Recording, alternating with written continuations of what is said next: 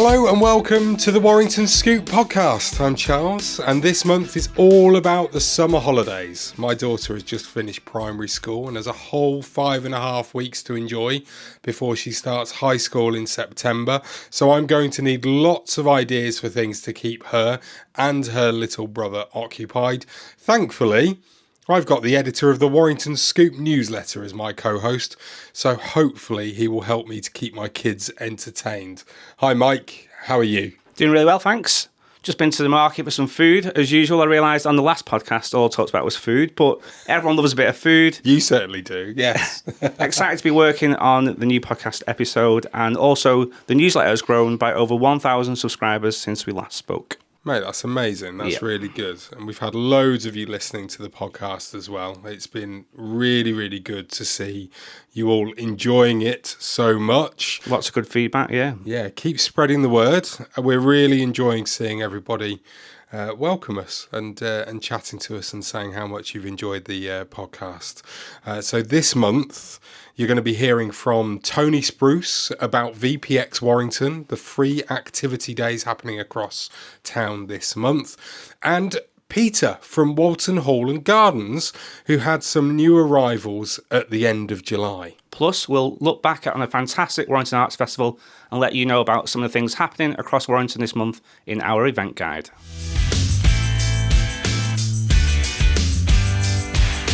This month's episode is sponsored by Vibrant Sound Media, Warrington's very own podcast production company. That's the production company behind the Warrington Scoop and my business, by the way.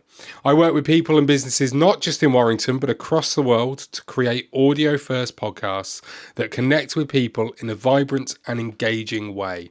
I'm always up for a chat about podcasting, so if you'd like to find out more about how it can work for you and your business, get in touch.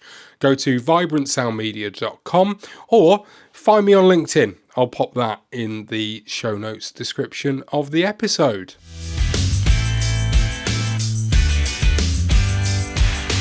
On last month's episode, we had a fantastic chat with Leah and Lauren from Culture Warrington about the Warrington Arts Festival. I went along to a few of the events that were going on. Mike, did you get to any of the attractions? Yep, I went to Grandma's house. Yeah? What did you think? Be honest, what did you think? It was really good, really impressive, like the size of it, all the work that was going into it. There's all people's names around that had worked on it. Yeah. It was something like really different, I think. I went and had a look myself, and I'll be honest, I didn't realise how big it was going to be. Yeah. It genuinely was the size of a house that you could walk past in Great Sankey, right? It was absolutely ridiculously big. And just the intricacy of all of the interior bits on the knitting. It was mad. I was like, you had to kind of take a step back, didn't you, to really appreciate what it was that you were looking at. But then you got a bit close to it and you could see where the stitches were. I genuinely thought it was just printed on. Yeah, that's what I thought at first. Like it was projected on, but no, it wasn't. Yeah. It was really, really good. Yeah. And then on the Saturday night, I went out with our friend, Andy. We took our kids, to go and watch. We start off with Wild, which was a fantastic performance by Motion House, I think it was, who... did a great... They were poles going into the floor. This was outside the Power Hall. Yeah. And it was, I suppose it was like a contemporary dance that was done using... They were climbing up the poles, throwing themselves off the top. It was ridiculously good. I saw some videos of it. It looked really good. And then straight after that, there was a brazen brass band. That was really good, really enjoyable. They were really, really fun. They're an all-female brass band who play like contemporary music. So there was a bit of Katy Perry in there. I can't think what other songs that they did off the top of my head, or at the very least, my musical knowledge isn't good enough to tell you who the artist is, but it was really good fun. And they interacted with the crowd really well, came and sat down next to my daughter and got her to join in because they were singing along to the Katy Perry song, which was really fun. Sounds good.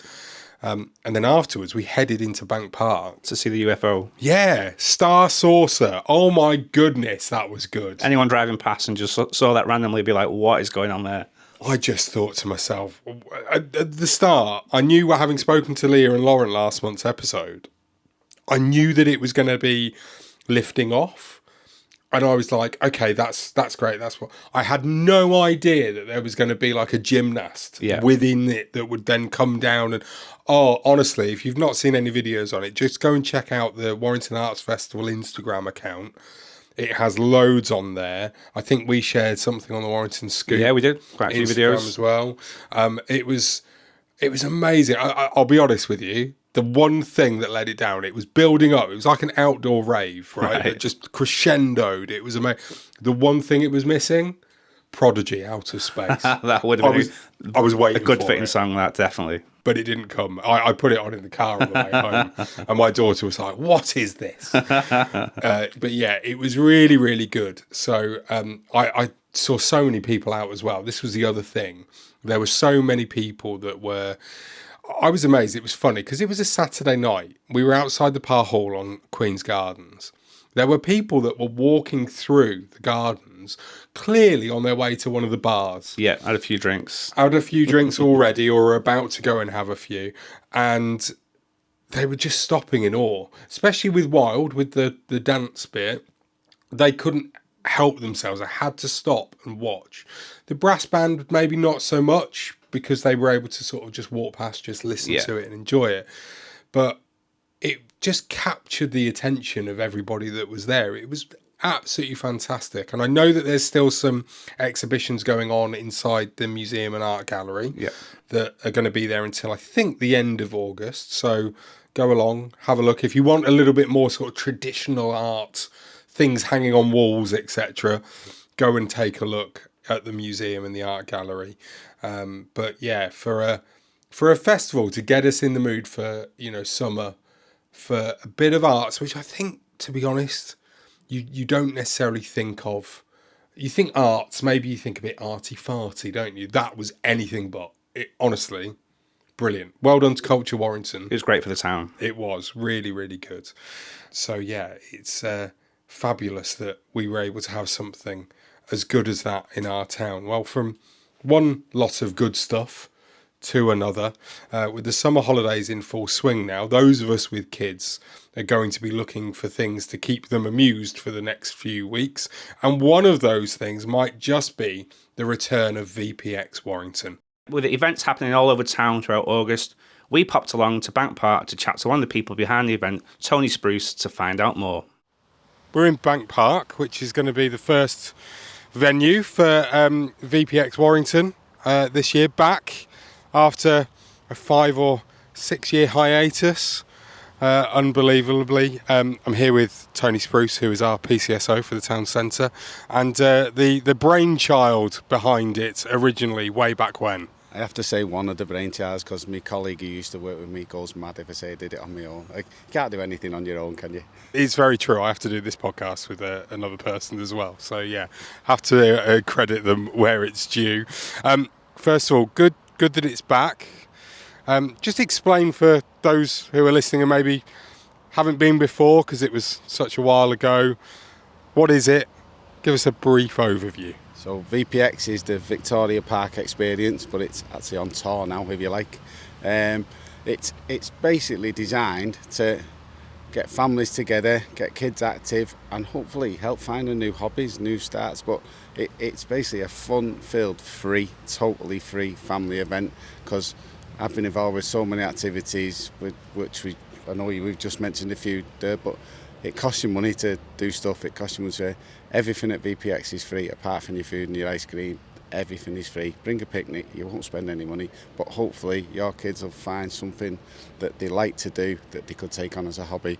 That makes my job over the years a whole lot easier. Yeah, so talk to me about that, because PCSO, I mean, that essentially means you're, forgive me for saying it this way, not quite a police officer, but a very, very important part of the community policing. Yeah, so our role as a community police officer is to support the police in their role and to support the community. So the cops are there to deal with the jobs as they happen. My job is to prevent them jobs from happening, and things like VPX are there to do that. So I speak to lads now who are 30 years old who, in the day, could have caused me a bit of problem. Did cause me a bit of a problem, to be fair, but they got into sports through VPX, and they're coming up to me now saying, oh, it's brilliant, it's I still play basketball, I still do this, I still do that.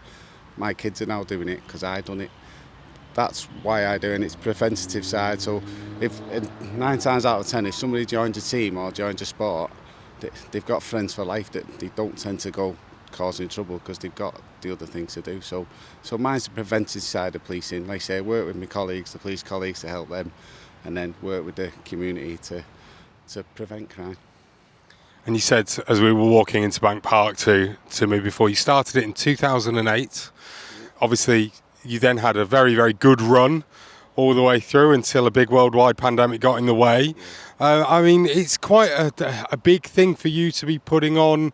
I know you weren't on your own doing it, but, you know, it's not like, as you say, because it's free, you're not trying to make money out of it, but you're getting all of these different organisations or community sport clubs to come along and get involved and to give their time to therefore help not just you to put this on, but to help Warrington as a community to, you know, give us all something to be proud of and something for our kids to do during the summer holidays. Yeah, so when we did it originally, we literally, I'll start with, we had about 50 kids hanging around Victoria Park, skate park, saying, why do you hang around, why do you do this, why do you do that?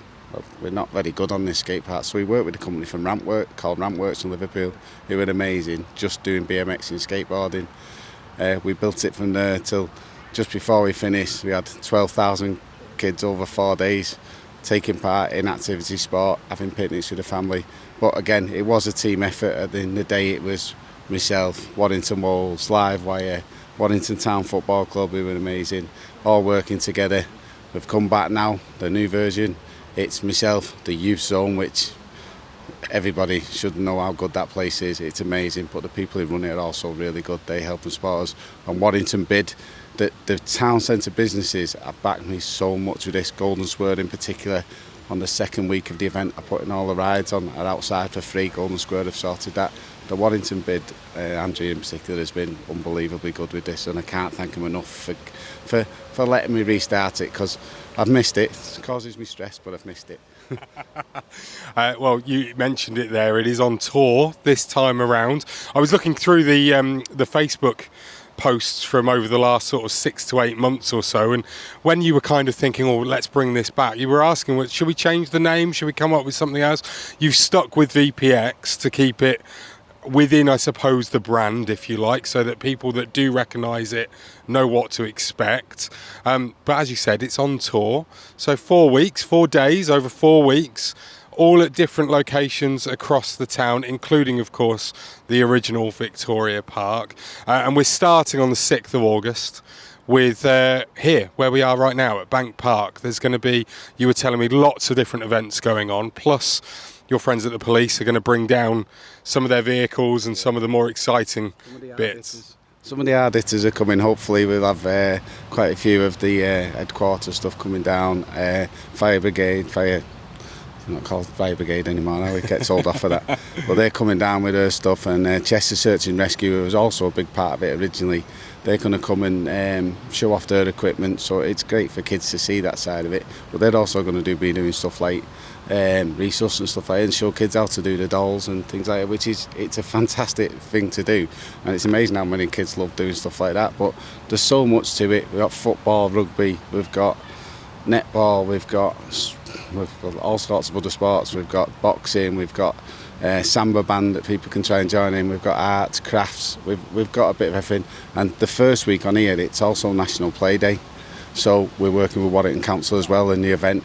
They're putting on all sorts of little stuff towards National Play Day as well as the Youth Zone. So it's going to be, hopefully, massive, good and enjoyable for everybody. Fantastic. I'll definitely be here because my daughter will be part of Nellie's Netball, who are going to be here and involved. Sally's amazing. She's ace. She's brilliant. So again, Sally coming to VPX quite late on last time, and I think Nellie's netball done quite well out of VPX in getting new players, which for me that was my, and the feedback from Sally at Nellie's, and that was helps me know that it works. It does work. So yeah, she was straight on board as soon as she knew he was doing it. So no, it's good. So yeah, get down here. That's all I can say to everybody. Get down here. It is genuinely free. We don't even let people come and give flyers out and do things unless they're providing an activity. We've even got like a decathlon zone where all the stuff at decathlon, a youth zone. It'll be great. It'll be fun. Just as long as that sun shines. Yeah, it's a nice day today. There's a little bit of a breeze, but hopefully, as long as a day like this would be great, wouldn't it, for this kind of thing? Perfect day for it. I say bring a picnic and just join in. I buzz off the family side of it, because some people have 5 or 6 kids, and you go somewhere, just buy a nice screen, costs you a fortune. They could come here, sit, have a picnic and watch all the kids from baby age do something up to 16, so the 16-year-old's not asking to go home because he's got something to do. The baby's not trying to go home because they've got something to do. So hopefully a family can stay together and do something together, and hopefully pick up new hobbies out of it. Fantastic. It's every Wednesday across town, starting here at Bank Park on the 6th, and then split between the Golden Square and Times Square the week after on the 13th. Victoria Park, back at home for you, Tony. Before on the 27th, it's at the Warrington Youth Zone. Yeah, and again, the Warrington Youth Zone, if you've never been, if you've never took your kids there, it costs them 50p to go in. It's unbelievable the stuff they've got in there. I can't even go through it, but they'll be highlighting a lot of their stuff throughout VPX. But on that day, just come down and show what your kids can do in there, see what they can do. They even provide full meals for kids for £1. The place is unreal, and I say it's something that Warrington should be proud of and using. And so hopefully come down, just come and see what we're doing. Come and say hello to us. Let the kids see the different side of the police, instead of people saying they'll lock you up if you're naughty. We're not here to just do that. We're here to keep them safe and hopefully find them new things to do. Fabulous, Tony. Thank you very much for speaking to us, and good luck. We'll see you on at least one of those Wednesdays in August. No, you're more than welcome. Come down, do a podcast from there, speak to the families. It lets me know it's working then as well. So, yeah, it'll be good. No, thank you for the time.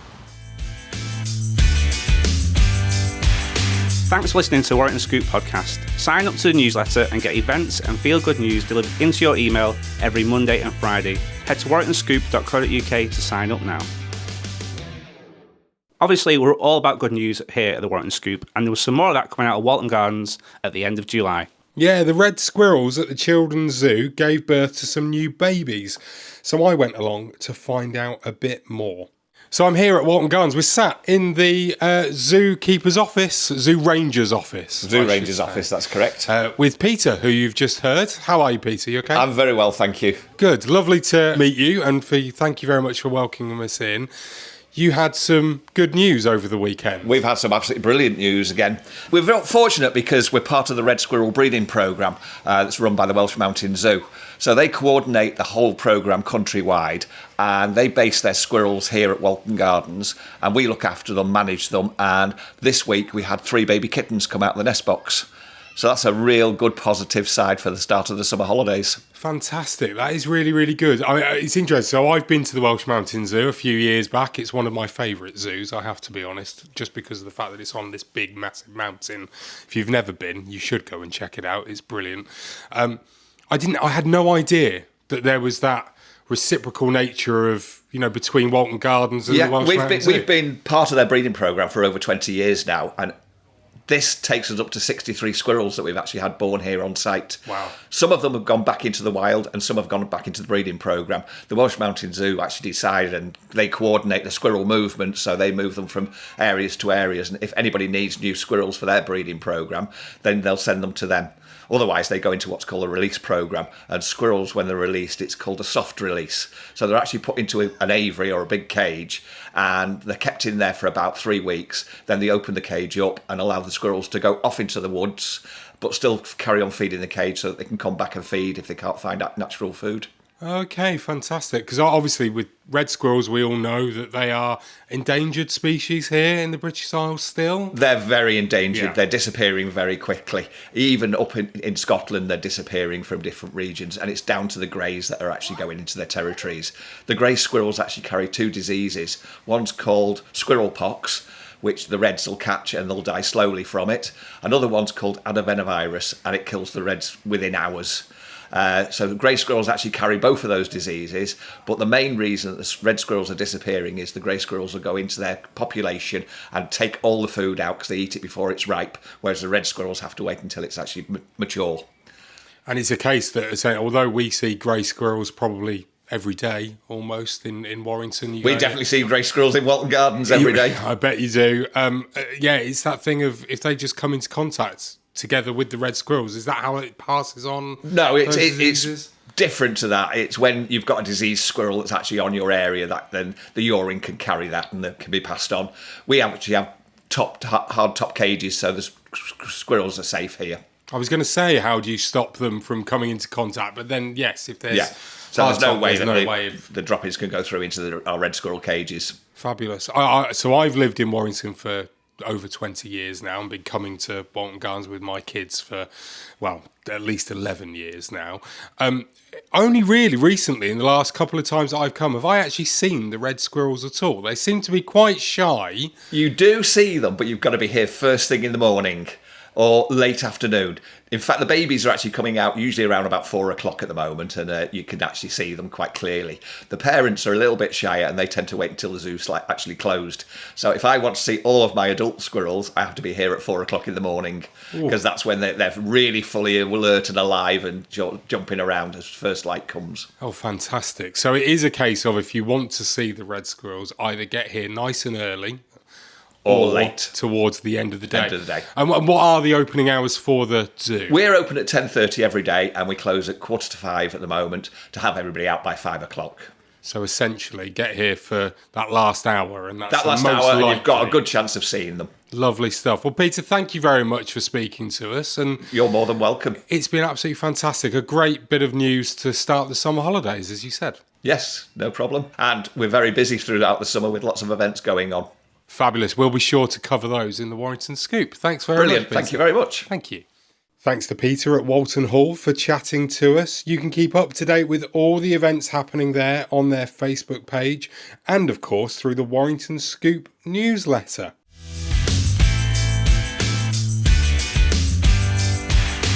Time for our event guide now, where we let you know about some of the events taking place this month. So, what have you got for us this month, Mike? Well, I could talk forever, but what I like to do, because it's a scoop, is just give you a few of the highlights of things to look out for in August. Nice. So there's a bit for everyone in this.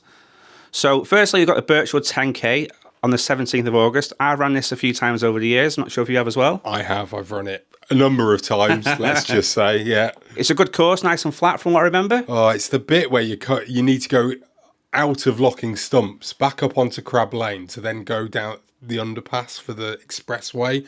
I hate that bit. The bridge that brings you up over the M6 is a killer, and you're about 8 or 9k in. It's horrible, but yeah, it is a nice course. Yeah, nice event. And then after that, on the 23rd of August, we've got the Glazenberry Music Festival. So this is a family-friendly music event full of fairground rides, live music, VIP area, loads of food and drink stalls. Looks set to be a really good day out for all the family. Do you know, I mean, so we live in Penketh, don't we, mate? So yeah. We're well aware. We've got Glaston Ferry, right? Yeah. Glazenberry, brilliant. Yeah. I'm loving it. Another good name. Absolutely love that. Brilliant. And then we've also got Go Wild Summer Camp in the Market, a free event, which everyone always likes, where kids can learn all about snakes and loads of other bugs that they'll have there. People letting you get hands-on with the animals. There's a lot of interest on Facebook on this one, so it looks like it's going to be a popular event for everyone. And finally, got one more for us? Yeah, one more at Gulliver's World. Summer Spark Spectacular, a big fireworks show on the 30th of August. It's always one of those where if you forget about it, you check Facebook, you'll see all those posts of everyone going, where's those fireworks coming from? And you'll think, oh yeah, it's that Gulliver's World one that happens in the summer, but it's always a good turnout for that, always really popular. Is it the end of the season? Is it a bit like how Alton Towers have theirs at the end when they're closing for winter? It could be actually, yeah, I'm not sure, but that would make sense. It'd be the end of August, end of the summer holidays, yeah. Fair enough. Might be one to pop along to and have a look at. Or if you're feeling a bit cheap, just go and stand on Tim Parry Field. Or on the Red Bridge near Asda.